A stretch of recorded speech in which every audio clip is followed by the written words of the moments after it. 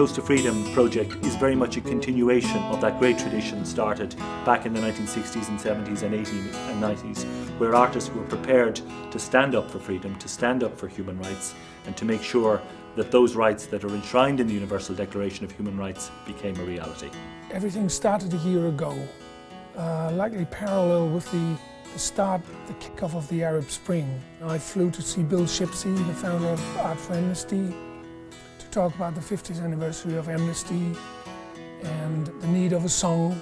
And I had the idea we could do that at Levon's place, and everybody really loved the idea. Well, certainly the primary session, where we were really putting the song together and creating the backing track, the initial backing track. That was great. It was a lot of fun.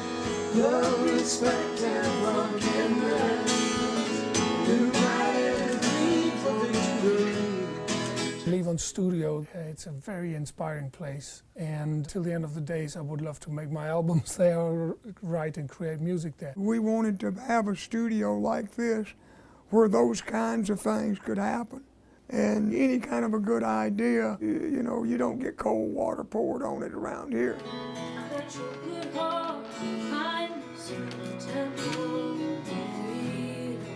The vibe in the recording on the basic track was absolutely unbelievable. I mean, it's one of the best experiences of my life, really, in my professional life, because it went pretty flawlessly, really. The minute we were in Woodstock, we had a great band, great musicians together, and we didn't really need to pick up the phone because people came to us. We didn't need to call a piano player because Donald Fagen sat in Levon's kitchen, you know, and said, oh, I'd love to join.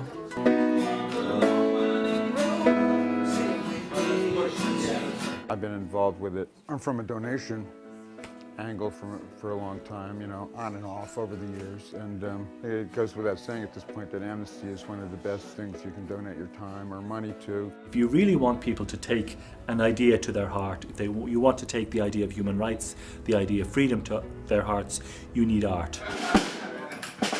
Is that the original track? Okay. Okay. That's you. Yeah, okay, beautiful.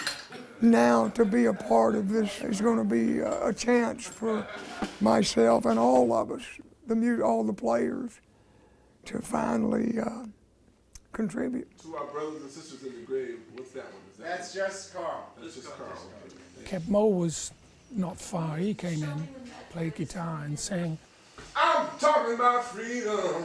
Song's good. It wasn't so much about the song that got me here, but coming here reminded me like, oh, wait a minute, there's like stuff going on out there.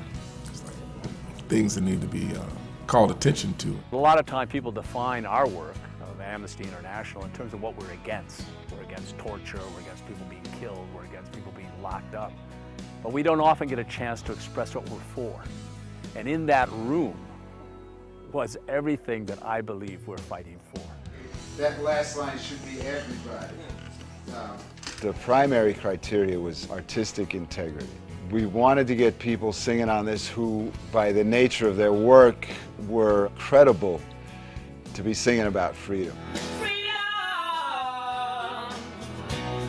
When the communist regime was in power in Benin, I was in a position where if I wanted to continue singing, I would have to stay and do the propaganda music, which I refused to do. So I have to leave my country. I have to escape from my country. And that is something that is a shock that till today, I look back and give me chills because I'm like, wow, I could have go to jail because I just want to express my opinion.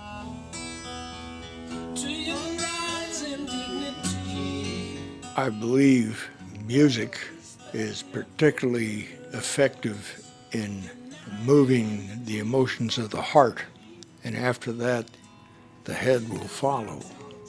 Love, respect, and forgiveness, united in a dream for victory. Artists have always stood shoulder to shoulder with Amnesty International, and it was really important for me to contribute to this project because I am the next generation, and I think it brought together over 50 artists from all over the world, from Paris to Berlin to New York to Los Angeles, who who all came together as a collective to support Amnesty International. And it was such an honor to be part of that collective. When you're mixing and editing something like this with all these contributions, you got to see the forest and you have to see every tree. That was quite a process. I mean, Larry Campbell was the architect of that, I feel, and he's just so good at voices and hearing where each singer would shine. We walk. Oh, I see. No one is free. No one is free. Till everyone is free. You know, there's a lot of happy little accidents, and you know, somebody sang a line a certain way, and you thought, well, this is not going to work. But then you heard someone else who sang that line or the next line a certain way, and you put them together, and all of a sudden you got magic. You know.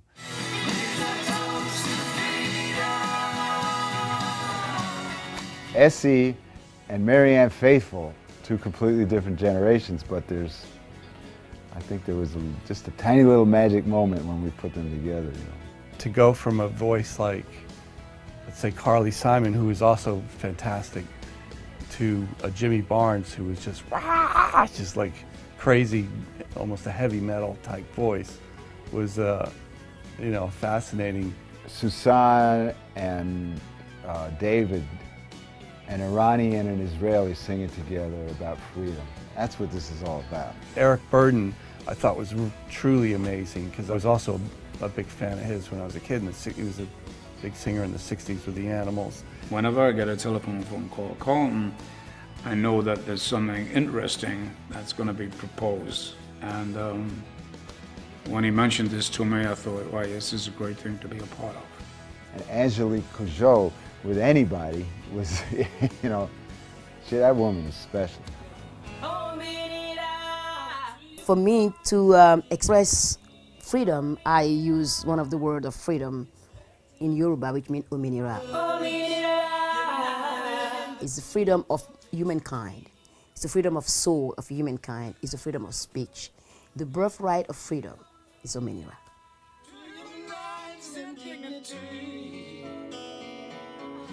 It is so amazing and peculiar to me that some artists came on the song which came from a completely different genre, like Gentleman, who is a reggae artist. Till the very last day, you know, people even sang on it because they just happened to be around and said, oh, can we join? Like you, McGregor. Up at the end or down at the end?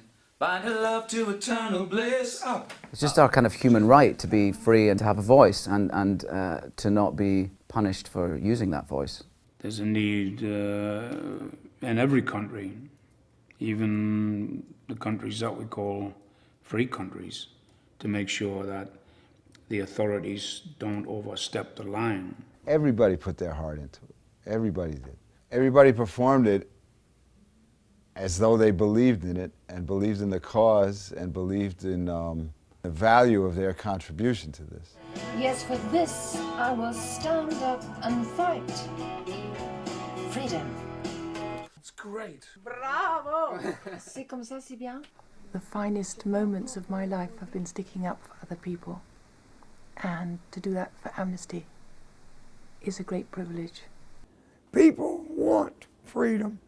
People want to be left alone. Pursuit of happiness. That's what you can do in Woodstock. And people have far more power, if only they knew it. I've always believed that if millions of people sent letters that just chock-a-blocked the front doors of some ministers, of some presidents, and just by the sheer weight of the letters, of the appeals, then they'd have to look. And then if everyone decided that was their opinion, then you could really change things. What they're looking for is young supporters that will join Amnesty, you know, maybe contribute to them, maybe possibly work for Amnesty. And part of it's raising money, and part of it's just raising awareness so people know what they're doing, and hopefully they'll help. You know, and this is my way of helping. I'm proud to be supporting Amnesty International's 50 years of protecting human rights. I'd like to thank all of the people who gave their time and all of you who made this project happen, because Amnesty International, we have limited resources, so we rely on the time and effort that people voluntarily put in to projects like this. Human rights is everybody's business, so nobody needs to even wait for Amnesty International to take action. If you see injustice, if you see a violation, take action. You can do it. That's the spirit of Amnesty. Amnesty is here to catalyze and support the process.